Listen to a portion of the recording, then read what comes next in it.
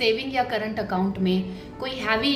Cash deposit कराते हो, कोई हाई ट्रांजैक्शनल वैल्यू आपके सेविंग अकाउंट या आपके करंट अकाउंट में होती है, तो बैंक आपने एसएफटी के थ्रू इनकम टैक्स को रिपोर्ट कर देता है, जो कि बैंक हर साल हाई वैल्यू ट्रांजैक्शंस को इनकम टैक्स को रिपोर्ट करते ही करता है। SFT statement of financial transaction होता है। इसमें सेविंग अकाउंट में अगर एक सर्टन लिमिट से ज़्यादा का कैश डिपॉजिट हुआ है किसी कस्टमर के अकाउंट में, तो वो वाली डिटेल जाएगी, या करंट अकाउंट में एक सर्टन लिमिट से ज़्यादा का हुआ है। एसएफटी के अंदर और भी बहुत सारी चीज़ें ऐसी होती है जो बैंक हर साल रिपोर्ट करके चलता है। तो अगर आपके अकाउंट में कोई हाई वैल्यू ट्रांजैक्शन हुई है आपके सेविंग अकाउंट में या आपके करंट अकाउंट में, जिसने वो थ्रेशोल्ड क्रॉस कर दिया, जिससे कि वो बैंक की एसएफटी में आ गया और बैंक ने आगे इनकम टैक्स को रिपोर्ट कर दिया, आपके पास डिमांड नोटिस आ गया है या फिर शोकॉज नोटिस आ गया है, जिसमें इनकम टैक्स आपको कहता है कि ये आपकी अनडिस्क्लोज इनकम क्यों नहीं है, ये आपकी अनएक्सप्लेन्ड इनकम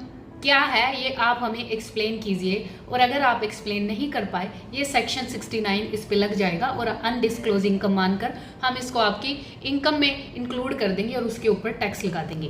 तो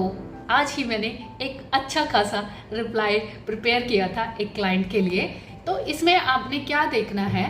अगर आपके अकाउंट में जो आपने कैश डिपॉजिट किया है, वैसे कैश डिपॉजिट करने की कोई लिमिट नहीं होती, आप कितना भी कैश डिपॉजिट कर सकते हैं, सेविंग अकाउंट में भी करंट अकाउंट में भी। लेकिन प्रॉब्लम क्या आती है कि बैंक आगे इनकम टैक्स को बता देता है अपने एसएफटी के थ्रू, और फिर इनकम टैक्स आपसे पूछता है कि ये अनएक्सप्लेन्ड इनकम है क्या है। अगर तो ये जेन्युइन सोर्स है और आप इसको एक्सप्लेन कर पा रहे हैं तो कोई दिक्कत ही नहीं है। लेकिन अगर आपके पास क्लैरिटी ही नहीं है, आपने कुछ भी 2 नंबर का काम किया और अपने बैंक में जमा करा दिया और आप उसको एक्सप्लेन ही नहीं कर पा रहे, तो आपकी अनडिस्क्लोज इनकम का सेक्शन 69 लग जाएगा और आपकी अनडिस्क्लोज इनकम का पार्ट बनकर आपको उसके ऊपर टैक्स पे करना पड़ेगा। लेकिन अगर आप प्रॉपरली डिफाइन कर देते हैं कि ये जो अमाउंट मैंने अपने अकाउंट में जमा किया है, ये मैंने अपने किसी रिलेटिव से या अपने फैमिली मेम्बर से एक असिस्टेंस ली है और ये इतना अमाउंट उनके बैंक अकाउंट से या उनके इस सोर्स ऑफ इनकम से आ रहा है, जो कि आप प्रूव कर देते हैं